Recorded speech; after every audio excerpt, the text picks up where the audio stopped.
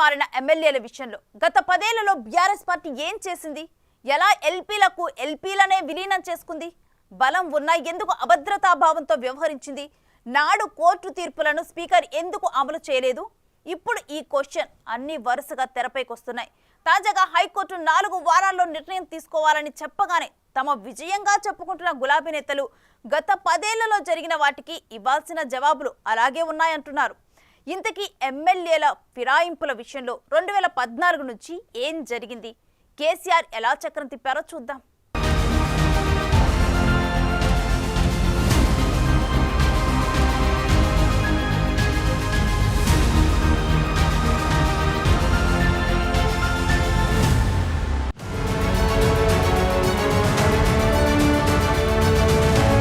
ఫిరాయింపుల సబ్జెక్టుకు డెప్త్ ఎక్కువగా ఉంది. ఈ anti defection Lalu loop holes ను ఎవరికి వారి తమకు అన్వయించుకుంటున్నారు. అటు కోర్టులు కూడా భిన్న సందర్భాల్లో భిన్నమైన తీర్పులిచ్చిన పరిస్థితి ఉంది. అదే సమయంలో శాసన వ్యవస్థలు స్పీకర్ నిర్ణయాధికారాల్లో పూర్తిగా నేరుగా జోక్యం చేసుకోలేని పరిస్థితి ఉండటంతో కథ మారుతోంది. ప్రస్తుతం హైకోర్టు తీర్పుపై గులాబీ నేతలు వరుసగా హల్చల్ చేస్తున్నాయి. అయితే ఇప్పుడు అసలు మ్యాటర్ ఏంటంటే గత 10 ఏళ్లలో చేయాల్సిందంతా చేసి ఫిరాయింపులకు మూల కారణంగా నిలిచి ఇప్పుడు హడావిడి చేయటమే అందరినీ ఆశ్చర్యపరుస్తోందంటున్నారు హస్తం నేతలు. ఈరోజు ఇమ్మీడియట్ గా హైకోర్టు స్పందించడాన్ని కూడా స్వాగతిస్తూనే గతంలో కూడా ఇలా స్పందిస్తే బాగుండేదని ఒక ఆలోచన ఉంది. గతంలో కాంగ్రెస్ పార్టీ మర్జర్ కొరకు ప్రయత్నం చేసిన క్రమంలో ఏ విధంగా జరిగిందనేది. కానీ ఈ అంశం బీఆర్ఎస్ ఎమ్మెల్యేల పార్టీ మార్పు అనేది కేసీఆర్ వైఫల్యం నుంచే వస్తుందనేది తెలుసుకోవాల్సిన అవసరం ఉంది.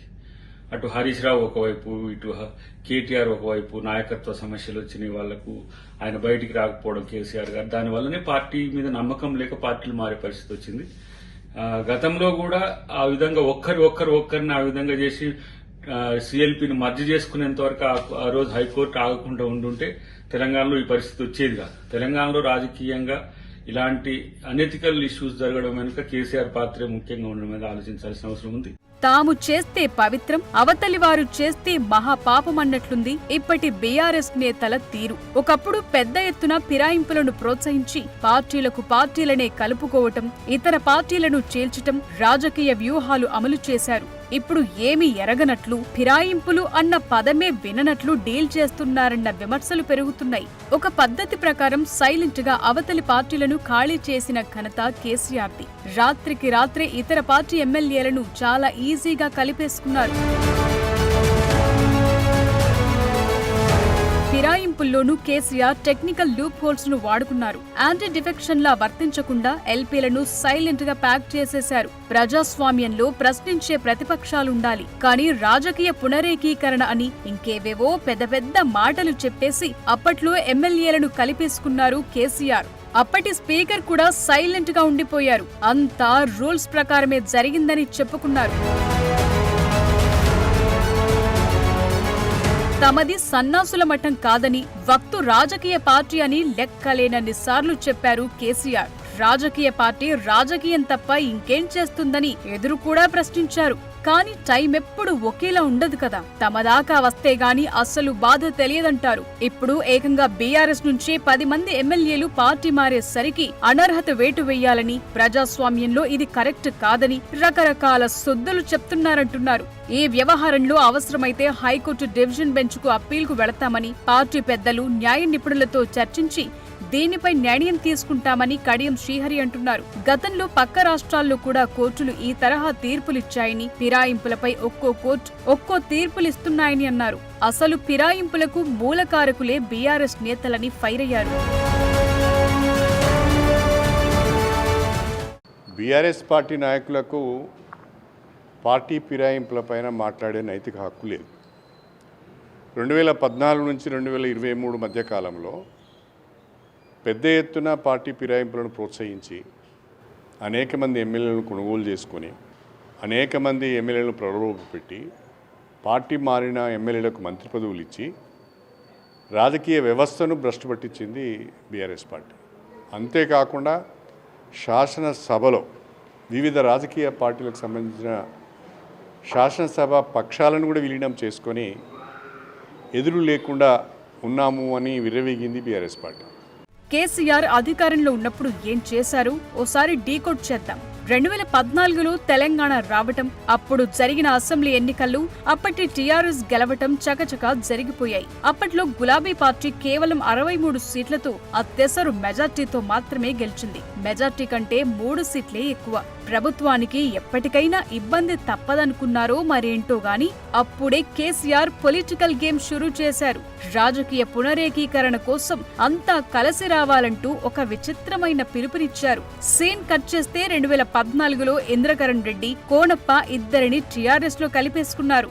2014 ఎన్నికల్లో టీడీపీ నుంచి గెలిచిన 15 మంది ఎమ్మెల్యేలు మాధవరం కృష్ణారావు, చల్లా ధర్మారెడ్డి, ఆ తరువాత ఎర్రబెల్లి దయాకర్రావు, తలసాని శ్రీనివాస్ యాదవ్, మాగంటి గోపీనాథ్, అరికపూడి గాంధీ, కృష్ణారెడ్డి, వివేకానంద్, రాజేందర్ రెడ్డి ఇలా మొత్తం 12 మంది టీడీపీ ఎమ్మెల్యేలను దశల వారీగా ఆకర్షించి టీడీఎల్పీని టీఆర్ఎస్ఎల్పీలో విలీనం చేయించుకున్నారు.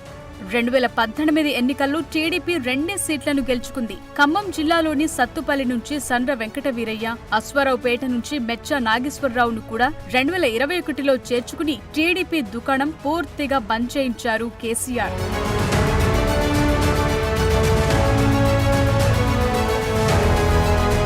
అటు 2018లో ముందస్తు ఎన్నికలకు వెళ్లి 89 స్థానాల్లో అభ్యర్థులను గెలిపించుకుని 2018 డిసెంబర్ 13న ముఖ్యమంత్రిగా రెండోసారి పదవిలోకొచ్చారు కేసీఆర్. అప్పుడు బలం ఉన్నప్పటికీ కాంగ్రెస్, టీడీపీ 2 పక్షాల వారిని పార్టీలో చేర్చుకుని బలహీనంగా ఉన్నామనుకున్న చోట బలం పెంచుకున్నారు. అదే సమయంలో కాంగ్రెస్ ను మరింతగా బలహీనపరిచేందుకు ఆపరేషన్ ఆకర్ష్ చేపట్టారు. ఇందులోనే 12 మంది ఎమ్మెల్యేలకు గాలం వేసి జాయిన్ చేసుకున్నారు. ఆత్రం సక్కు, జాజాల సురేందర్, సుధీర్ రెడ్డి, సబితా ఇంద్రారెడ్డి, పైలట్ రోహిత్ రెడ్డి, చిరుమర్తి లింగయ్య, గండ్ర వెంకట రమణారెడ్డి, రేగా కాంతారావు, హరిప్రియా నాయక్, బనబా వెంకటేశ్వరరావు, కందాల ఉపేందర్ రెడ్డి, హర్షవర్ధన్ రెడ్డిని జాయిన్ చేసుకున్నారు. ఆ దెబ్బకు కాంగ్రెస్ ప్రతిపక్ష హోదా కూడా కోల్పోయింది. ఇది అందరికీ తెలిసిన హిస్టరీ.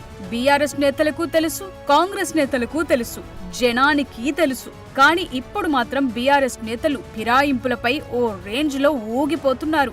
అప్పట్లో ఒకరిద్దరు మారిన వెంటనే కంప్లైంట్ ఇస్తే స్పీకర్ పట్టించుకోలేదు. గతంలో అఫిడవిట్లో తప్పుడు వివరాలిచ్చినందుకు గద్వాల్ ఎమ్మెల్యేపై హైకోర్టు అనర్హత వేటు వేసింది. నాడు కాంగ్రెస్ తరపున పోటీ చేసిన డీకే అరుణను ఎమ్మెల్యేగా ప్రకటించిన కోర్టు ఆదేశాలను అప్పటి స్పీకర్ అమలు చేయలేదు. సో ఇవే ఫిరాయింపులు అప్పట్లో బీఆర్ఎస్ కు ప్లస్ అయ్యాయి. ఇప్పుడు అవే మైనస్ అయ్యాయి. 4 వారాల తర్వాత ఏం జరుగుతుందన్నదే అసలు విషయం. డివిజన్ బెంచ్ కు వెళ్లటం, ఆ తరువాత మ్యాటర్ సుప్రీంకోర్టుకు వెళ్లటం, ఇవన్నీ జరగటం ఖాయమే. అయితే వీటికి చాలా టైం పట్టే అవకాశాలున్నాయి. అంత సులువుగా తేలదు. ఈలోగా బీఆర్ఎస్ నుంచి మరో 16 మంది వచ్చి చేరితే బీఆర్ఎస్ ఎల్పీ కాంగ్రెస్ ఎల్పీలో విలీనమైతే యాంటీ డిఫెక్షన్ చట్టమే వర్తించదు.